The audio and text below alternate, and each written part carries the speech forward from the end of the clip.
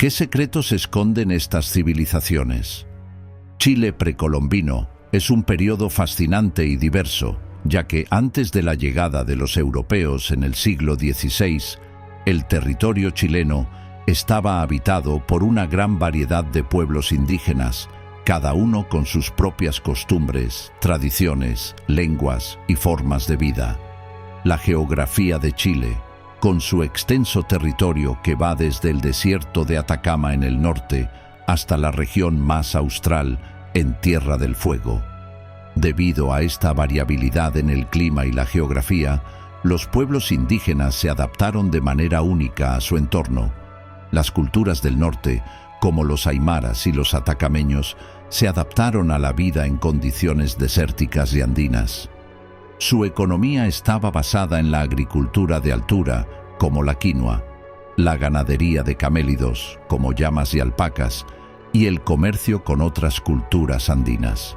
En el centro de Chile, los mapuches dominaron el territorio con una sociedad agrícola muy organizada. Aprovechaban las tierras fértiles para cultivar maíz, papas, porotos y otros productos. Además, practicaban la ganadería y la pesca, y su organización social era de tipo tribal, con una estructura política descentralizada basada en comunidades. En el sur, pueblos como los Selknam, Yamana y los Huiliches habitaban zonas más frías y lluviosas. Su vida estaba centrada en la caza, la pesca y la recolección. Los Selknam, por ejemplo, eran nómadas que cazaban guanacos en las vastas estepas de Tierra del Fuego. Por último, la civilización Rapa Nui, en la isla de Pascua, a más de 3.000 kilómetros de la costa chilena, es conocida mundialmente por sus monumentales estatuas de piedra, los moais, que representan a sus ancestros y tienen un profundo significado religioso. La cultura Rapa Nui era agrícola, con una notable organización social y religiosa. La pesca también era una actividad importante, junto con el uso de canoas para la navegación en el Pacífico. Las sociedades precolombinas de Chile tenían diferentes formas de organización política y social. Los mapuches eran una sociedad de tipo tribal, compuesta por comunidades llamadas lof, que eran autónomas pero unidas por la lengua, las costumbres y la religión. No existía un poder centralizado, sino una organización en la que los loncos, líderes, ejercían autoridad en cada comunidad.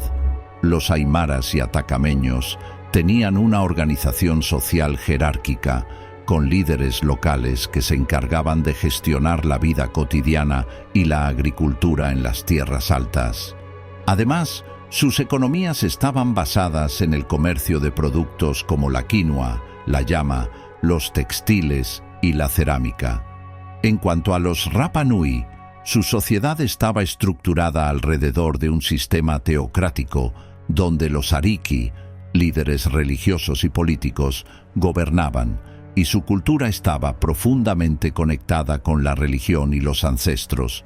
Con respecto a sus economías, en la agricultura, en el centro de Chile, los mapuches eran expertos agricultores, cultivando una gran variedad de productos como maíz, papa, porotos, zapallos y quinoa.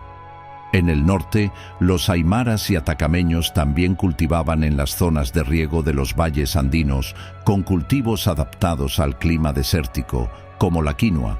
En la ganadería y pesca, en el sur los pueblos como los Selknam y los Yamana dependían de la caza de guanacos, peces, focas y otros animales, mientras que en la costa, las comunidades pesqueras como los changos eran expertas en la captura de peces y mariscos.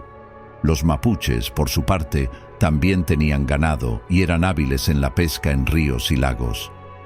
En el comercio, había un importante intercambio comercial entre los diferentes grupos indígenas, incluso a través de las regiones y las fronteras actuales.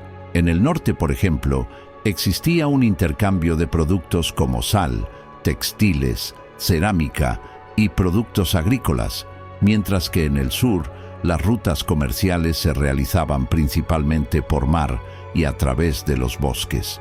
Si hablamos de sus creencias religiosas, los mapuches creían en un mundo dual, donde los seres humanos y los espíritus estaban profundamente conectados. Tenían deidades como Pillán, dios del trueno y de la guerra, y Ñeque, que representaba la tierra y la fertilidad. Los Rapa Nui creían en un sistema de creencias en el que los ancestros desempeñaban un papel fundamental, representados en los moais. Además, tenían una concepción del mundo basada en los ciclos de la naturaleza, la fertilidad de la tierra y el mar, y los ritos de paso. Los Selknam y Yamana practicaban el chamanismo y celebraban ceremonias y rituales relacionados con la naturaleza, los espíritus y los animales. El pequeño príncipe inca de Cerro el Plomo en Chile, de unos 9 años, que fue ofrecido como expiación al dios Sol, parece estar durmiendo plácidamente con la cabeza entre las manos, como si estuviera a punto de despertar. Sobrecargado de ofrendas de plata y oro, amuletos emplumados y con 123 coletas en la cabeza, fue aturdido con chicha y coca y llevado en una silla hasta el pico sagrado, donde el hielo lo sorprendió y momificó. El cuerpo, que ha sido maravillosamente conservado durante 500 años y parece estar vivo, fue descubierto en 1954. Los pueblos precolombinos de Chile desarrollaron una notable habilidad en la fabricación de artefactos y objetos cotidianos, como cerámica, textiles, cestas, herramientas y armas. Los mapuches, por ejemplo, eran famosos por su trabajo en metal, especialmente el oro y la plata, y también creaban tejidos finos con lana de alpaca.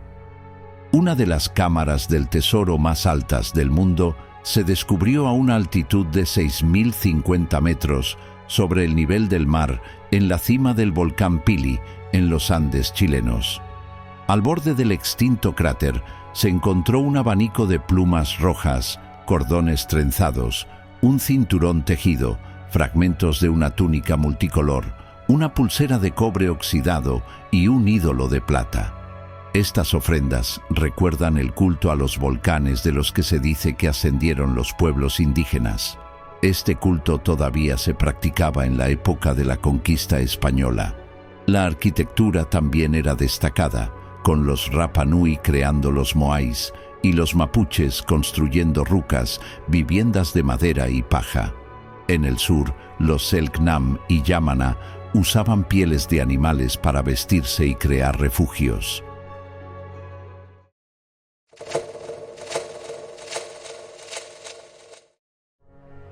¿Qué enigmas se pudieron resolver de estas civilizaciones? Estas son algunas de las culturas precolombinas más destacadas en lo que hoy es Colombia. Aunque no todas dejaron una gran cantidad de vestigios arqueológicos como las civilizaciones de otras regiones, su influencia cultural y su organización social fueron fundamentales para el desarrollo de su historia. La cultura San Agustín es técnicamente desconocida. La verdad, el pueblo agustiniano desapareció antes de la llegada de los conquistadores. La fuente de Lavapatas es una demostración de las habilidades escultóricas de la cultura agustiniana, pues está ubicada sobre una quebrada y contiene piletas esculpidas en la roca, rodeadas de figuras zoomorfas y antropomorfas. El bosque de las estatuas, por su parte, es una amplia explanada llena de las mejores expresiones monolíticas y dolménicas.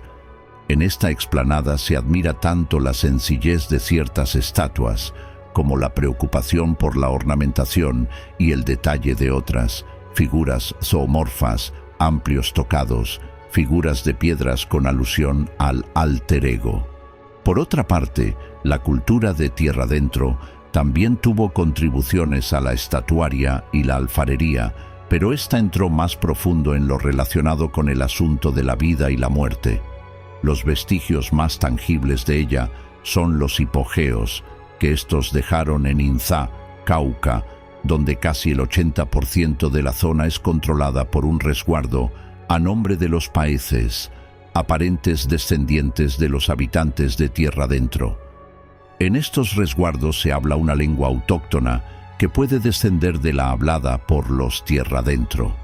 Los tierradentro construían varias clases de tumbas, entre las cuales algunas avanzan hasta 8 metros bajo tierra con amplios salones ovalados o circulares en torno a una columna central.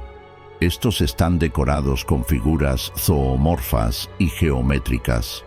Los taironas habitaron la zona más septentrional de Colombia, exactamente en la Sierra Nevada de Santa Marta, donde los pueblos estaban comunicados por una red de caminos de piedra y sus viviendas eran de forma circular, sin ventanas y techadas de palma de montaña. Los tairona formaban una autarquía, pues sus territorios comprendían varios pisos térmicos. Eso les permitió contar con una dieta variada, en la que además de bollos, los taironas eran consumidores de chicha y arepas. Para endulzar las bebidas usaban la miel, que producían en colmenas hechas por ellos. En el ámbito frutal sobresale la producción de hortalizas, las guanábanas, piñas, aguacates y guayabas. Su principal fuente proteica era el pescado obtenido del comercio con otros pueblos que vivían cerca de mar. Cada ciudad grande, unos 1000 habitantes, generalmente contaba con un cacique, figura con pocas atribuciones divinas, quien dentro de los límites de su ciudad cumplía funciones ceremoniales, ejecutivas y judiciales. La lengua de los taironas, el tairona, pertenecía a las lenguas chipchenses, de la cual también eran miembros los muiscas. Por eso, entre los muiscas y los taironas existían ciertos lazos culturales, haciendo las relaciones entre ellos más fluidas que en comparación con otras como la quimbaya. En lo referente a sus mitos y tradiciones, contaban con varios dioses, aunque poco se sabe de ellos, ya que no tenían lengua escrita, y los cronistas de la colonia no se adentraron en la sierra. Sin embargo, los Kogi y las otras tribus aún conocen los mitos cosmogónicos de su cultura. En el área de la orfebrería, los taironas desarrollaron técnicas como la cera perdida y el uso de la tumbaga. También desarrollaron la habilidad de usar las plumas para adornarse en las fiestas. Los muiscas fueron una cultura con una estructura político-administrativa que desarrolló una organización de cacicazgos, conocida como Confederación Muisca, con un sistema uniforme de caminos, lengua, impuestos, religión y leyes. Había dos grandes confederaciones, la del Zipa de Bacatá y la del Zaque de Unza, siendo Funza la capital de la Confederación de Bacatá. Cada poblado miembro de la Confederación le debía tributo al gobernante muisca, dándole tributos y recursos de su zona, a cambio de protección y mercado para sus productos. Además, tenían normas de control social y convivencia como el Código de Nemequene. La contribución de los muiscas a la cultura colombiana es quizás la más importante. Se destacan juegos como el tejo o turmequé. Según los muiscas, entre sus varios dioses, los más importantes eran Sua, el sol, a quien erigieron el templo de Sugamuxi. Le sigue Chía, la luna, y su templo en el pueblo que hoy lleva ese mismo nombre. Otras figuras como Bochica, que no eran dioses, eran recordados por todos. Además, los muiscas son la nación que dio origen a la leyenda de El Dorado. Eran los únicos productores de esmeraldas, monopolizaron la minería del cobre, el carbón tanto vegetal como mineral, y contaban con las minas de sal de Nemocón, Zipaquirá y Tausa. Los quimbayas habitaron la región del Quindío. Son famosos por su habilidad de construcción con la guadua, su orfebrería y sus guerreros. Fueron los creadores del poporo quimbaya y el tesoro de los quimbayas. Los quimbayas practicaban el método de tala y quema, que era compensado con la siembra de guaduales, que además de ser fuente de madera, conservaban el agua y restablecían los nutrientes de la tierra. También implementaron la rotación de cultivos y eran expertos en hacer terrazas en las zonas más pendientes. De esa forma, evitaban la erosión. Los cultivos más comunes eran los de maíz, arracacha, frijol, fique y yuca. Por otra parte, practicaban la recolección de frutas y bayas, especialmente las de guamas, pitayas, guayabas, aguacates y caimitos.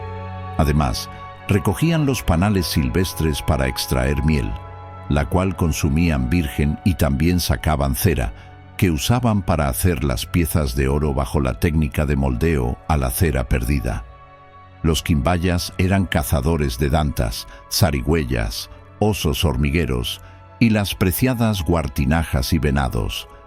También perseguían guacamayas, a las cuales pelaban para usar sus plumas como decoración. Los cenúes, situados en los actuales departamentos de Sucre y Córdoba, fue un pueblo que estableció un gobierno centralizado, liderado por los tres grandes caciques, el cacique de Pancenú, el de Cenufana y la cacique de Fincenú. Los cenúes fueron una cultura altamente organizada y agrícola. Habían desarrollado un sistema de irrigación complejo para el cultivo de maíz y otros productos. Vivían en viviendas circulares y su organización social estaba basada en grandes tribus o confederaciones.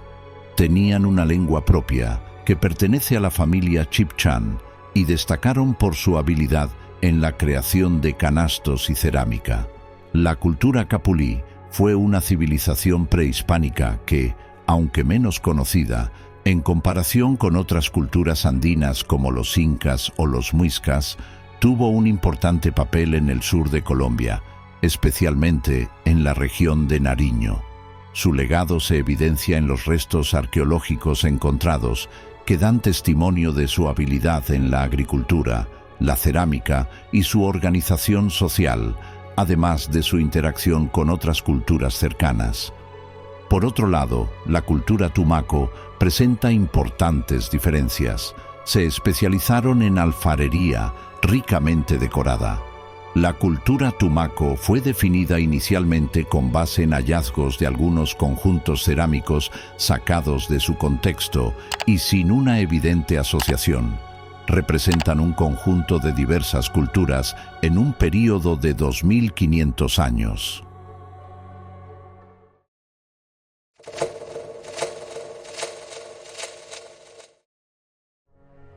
Enclavado en el corazón de la América del Sur, el Ecuador, tierra pródiga por la bondad de su clima, recursos naturales y biodiversidad, fue un ambiente ideal para el progreso del hombre y por ello cuna de importantes culturas que irradiaron sus adelantos al resto de la región.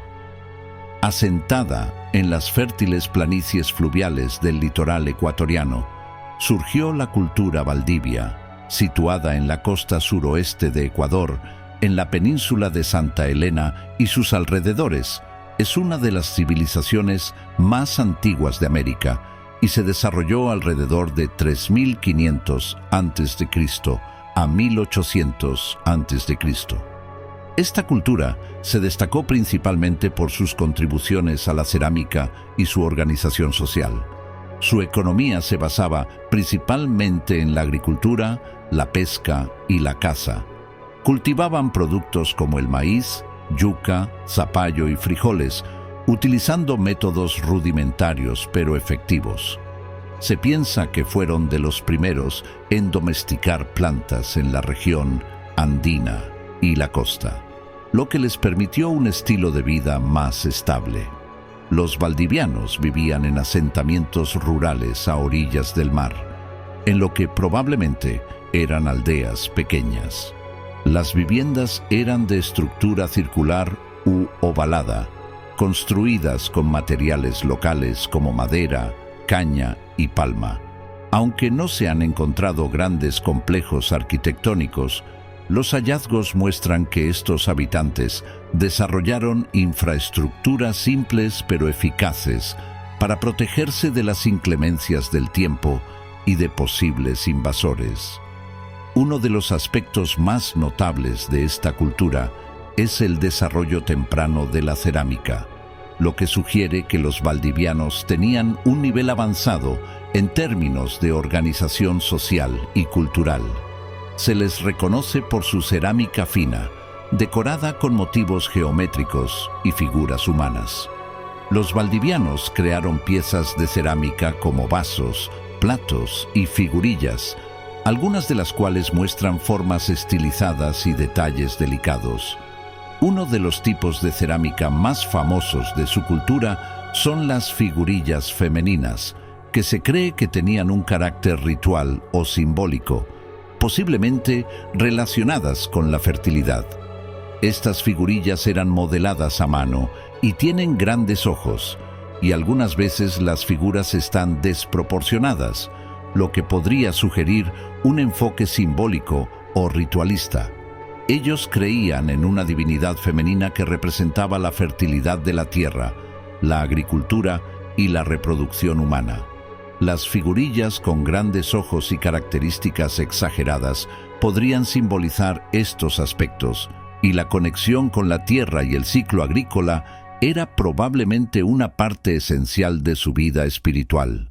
La cultura machalilla fue una civilización que se desarrolló en la región costera del Ecuador, en lo que hoy son las provincias de Manabí y Guayas, durante el periodo aproximado de 1500 a.C. a 800 a.C.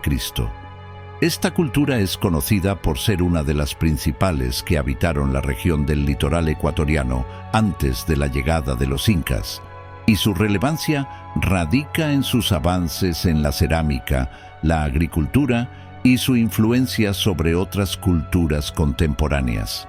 Se puede considerar emparentada con la cultura valdivia, con una clara evolución en el trabajo de la cerámica. Es característica de esta cultura la deformación de los cráneos en sentido vertical y occipital, deformación que también queda representada en las figuras de cerámica y que seguramente responde a razones estéticas y a un indicativo de posición social.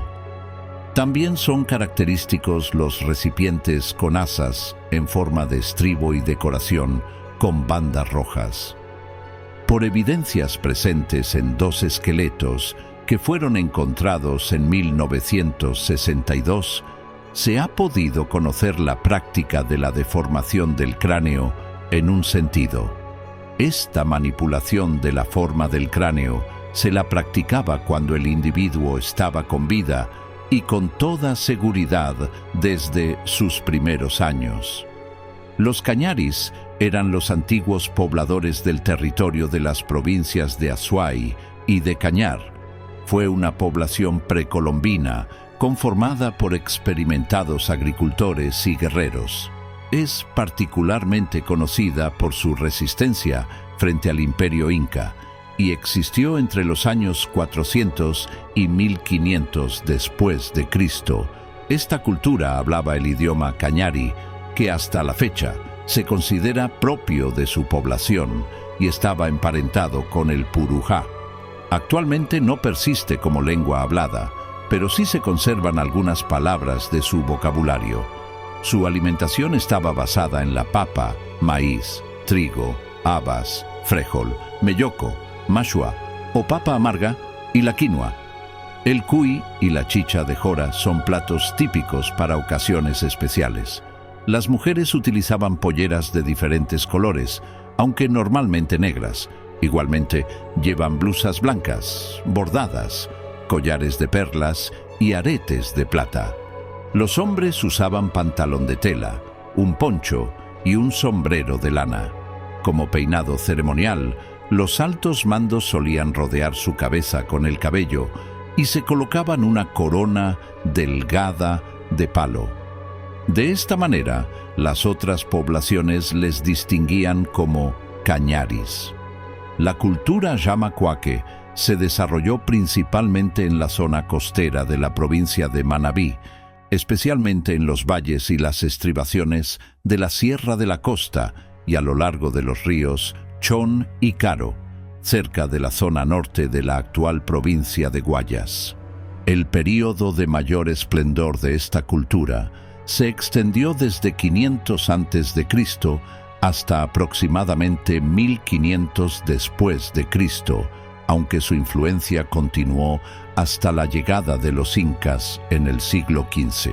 La expresividad artística que tiene la cultura material Yamacoaque ha quedado registrada desde las primeras exploraciones e investigaciones que se realizaron en el norte de Manabí. En este material se pueden encontrar con frecuencia estas representaciones en ollas, platos, vasos, cuencos, entre otros artefactos. Sin embargo, las representaciones en sí de figuras son las más ricas por su iconografía, dentro de las cuales se destacan preeminentemente las figuras humanas. La predilección por la representación humana se potencia con el detalle en su elaboración, fácilmente notable en los dedos de manos y pies de las figuras. Su ornamentación e indumentaria tampoco escapa a esta minuciosidad de elaboración. Tanto las figuras humanas como sus adornos fueron elaborados mediante moldes de manera independiente, provocando que, en muchos casos, narigueras o aretes se puedan desmontar de la figura sin ningún problema. Un rasgo importante a señalar es que, pese a los complicados vestidos y atavíos de las representaciones, siempre se va a identificar que se trata de un personaje antropomorfo que viste esta indumentaria, descartando que se trate de representaciones híbridas. La cultura Quitu-Cara existió durante los años 500 después de Cristo a 1500 después de Cristo, y durante 10 siglos crearon un patrimonio que no desaparece con el paso del tiempo. Los Quitus y los Caras eran dos pueblos distintos que habitaban lo que hoy es la Sierra Central del Ecuador, en lo que actualmente corresponde a las provincias de Pichincha, Carchi, Imbabura y Tungurahua. La cultura se caracteriza por sus avances en la agricultura, la organización política y la religión. Durante este periodo, la región fue testigo de un fuerte proceso de consolidación política y social, especialmente en lo que respecta a la organización territorial y militar. Los pueblos Quitu y Cara lograron formar alianzas que les permitieron resistir la expansión de otras culturas, incluyendo la expansión de los incaicos hacia el norte. La máxima autoridad se lo denominaba Siri, que significa jefe de todos. Acostumbraban el derecho de propiedad y se heredaban los bienes muebles y raíces. El Siri se casaba con una sola mujer y era libre a tener el número que quisiese de concubinas. Los grandes y señores, a más de la mujer propia, podían tener un corto número de concubinas, y los particulares, que no podían tener concubina ninguna, eran libres a dejar por ligeras causas la propia mujer y tomar otra.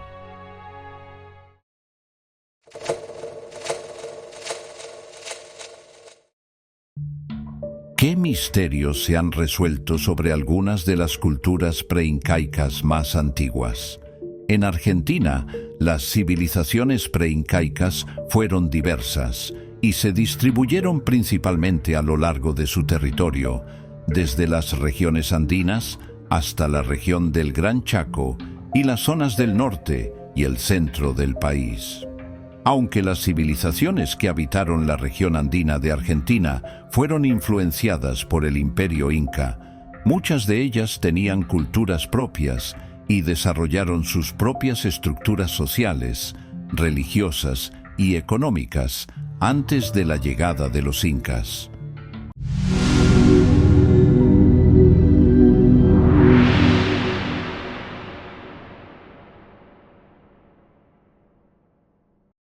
Los diaguitas fueron un grupo de pueblos indígenas que habitaron principalmente el noroeste de Argentina, en lo que hoy son las provincias de Salta, Jujuy, Catamarca, La Rioja y Tucumán. Su presencia también se extendió por regiones de Chile, pero en Argentina fueron una de las culturas más destacadas antes de la llegada de los incaicos. La civilización diaguita fue muy sofisticada y su economía estaba basada en la agricultura de productos como el maíz, la papa, el frijol y la quinoa, entre otros. También cultivaban vides y algodón y utilizaban técnicas de irrigación para aprovechar las aguas de los ríos de la región. Las comunidades de los diaguitas eran gobernadas por un jefe político y militar, pero para heredar el cargo no bastaba con ser el hijo del jefe. El heredero debía demostrar que tenía condiciones para mandar. El territorio diaguita se encontraba dividido en jefaturas. El jefe era polígamo, pero el resto de la población era monogámica. No había clase sacerdotal, como sí la había entre los quechuas o incas. Aunque cada pueblo tenía un sacerdote chamánico que se encargaba de los ritos, las ceremonias religiosas y la salud de la población. La organización sociopolítica de los diaguitas estaba basada en un sistema dual.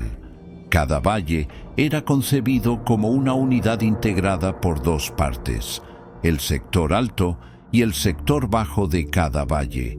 Existía una clara relación entre la organización del espacio territorial y el control político ejercido, donde cada uno de estos sectores era gobernado por un jefe o señor, considerado un simbólico hermano del jefe de la otra mitad. En cuanto a sus creencias religiosas, los diaguitas adoraban a una serie de deidades vinculadas a la naturaleza y a los ciclos de la agricultura. Los rituales religiosos a menudo se realizaban en ceremonias al aire libre, y se sabe que tenían una estrecha relación con la fertilidad de la tierra, pidiendo a sus dioses que les proporcionaran buenas cosechas. Había también un importante culto a los ancestros que se reflejaba en sus prácticas funerarias, las cuales incluían enterramientos rituales con ofrendas, como alimentos, cerámica y objetos personales.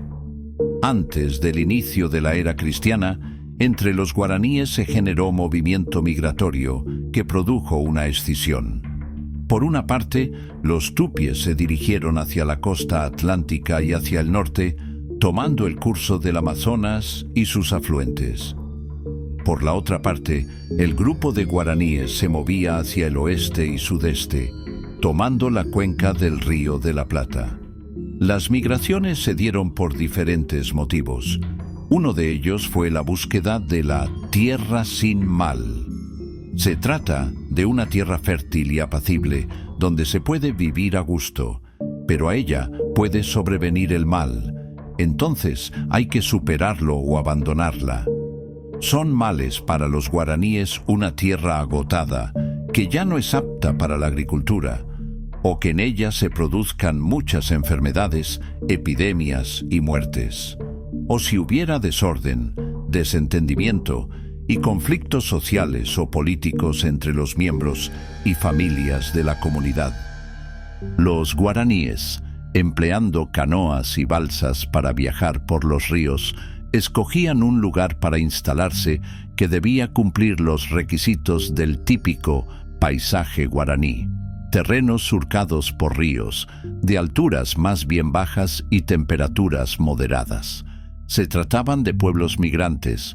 Buscaban tierras aptas para desarrollar su agricultura muy productiva de maíz, mandioca, batata, porotos, zapallos y muchas hierbas medicinales, cuyos excedentes motivaban grandes fiestas y distribución equitativa de productos conforme a una buena economía de reciprocidad y de dones. La ocupación de nuevos territorios no siempre fue pacífica. A veces encontraban tribus locales muy fuertes que les impedían avanzar y debieron torcer el rumbo. En otras realizaban violentas conquistas y convertían a los vencidos. Luego de sucesivas migraciones que se prolongaron durante siglos, sus territorios ocupaban una extensa región del litoral que se extendía entre el río Tieté al norte, llegando hasta territorios hoy uruguayos, instalándose en territorios paraguayos, sureste boliviano y el norte argentino, donde además llegaron a habitar las islas del delta bonaerense. La región que ocupaban era, sencillamente, colosal, y formaban distintos núcleos con denominaciones diferentes, separadas por enormes distancias y tribus de otros grupos. Su lengua fue aprendida por diferentes pueblos y fue útil para usarla en el comercio, y con el tiempo se convirtió en la lengua general conocida por las tribus del sur del Brasil, Paraguay, este de Bolivia y noreste argentino. Debido a las migraciones se fueron instalando en lugares diferentes y así, con el paso del tiempo, si bien conservaron los aspectos fundamentales de su cultura, fueron adquiriendo otros y tejiendo una historia propia. Los aymaras son un grupo indígena originario de los Andes, principalmente en las regiones que hoy comprenden el altiplano de Bolivia, Perú, Chile y Argentina. Su historia se remonta a miles de años, siendo parte de las civilizaciones preincaicas como la de Tiahuanaco, que dejó un legado impresionante en arquitectura y conocimientos. A lo largo de los siglos, los aymaras han mantenido una fuerte identidad cultural, a pesar de los numerosos cambios políticos y sociales que han sufrido. El idioma aymara, que pertenece a la familia de lenguas quechuas, sigue siendo hablado por una gran parte de su población. Aunque muchos de ellos también hablan español, el aymara se mantiene como una lengua central en su vida cotidiana, especialmente en las áreas rurales. Su cosmovisión está profundamente conectada con la naturaleza, la espiritualidad y el equilibrio cósmico. Ellos creen en una interdependencia entre el ser humano y la Pachamama, y su vida está marcada por una relación respetuosa con la tierra, el agua y los animales. El arte y la vestimenta aymara reflejan la conexión profunda con su cultura. Sus textiles, que incluyen coloridos ponchos, chullos, gorro tradicional y mantas, tienen un fuerte simbolismo y muchos de estos diseños se transmiten de generación en generación. La música y la danza también son expresiones culturales muy importantes para los aymaras, siendo instrumentos como la zampoña y la quena característicos en sus celebraciones. Los sanavirones fueron un pueblo indígena originario de la región que hoy comprenden parte de Argentina, especialmente en las provincias de Santiago del Estero, Tucumán, Catamarca y Córdoba. Su historia es menos conocida que la de otros pueblos indígenas de América del Sur, pero su presencia en el área data de siglos antes de la llegada de los colonizadores españoles. Fueron conocidos por su habilidad para adaptarse a los diferentes ecosistemas de la región, desde los valles hasta las zonas más áridas. Socialmente, los sanavirones se organizaban en pequeñas aldeas o tolderías, las cuales consistían en viviendas circulares construidas con materiales locales. Tenían una estructura jerárquica basada en un sistema de clanes, en el cual el liderazgo era ejercido por figuras respetadas por su sabiduría o habilidad para guiar a la comunidad. Este sistema de organización les permitía mantener un equilibrio en el manejo de los recursos, una característica común en muchas culturas indígenas. Su religión y cosmovisión giraban en torno a un fuerte respeto hacia la naturaleza. Creían en una conexión profunda con los elementos naturales como el agua, el sol y la tierra, a quienes rendían culto a través de rituales y ceremonias, tanto para agradecer como para pedir favores en tiempos de siembra o caza. Los sanavirones también tenían un sistema de creencias animistas, en el que pensaban que todos los seres, tanto humanos como no humanos, estaban interconectados por una energía vital.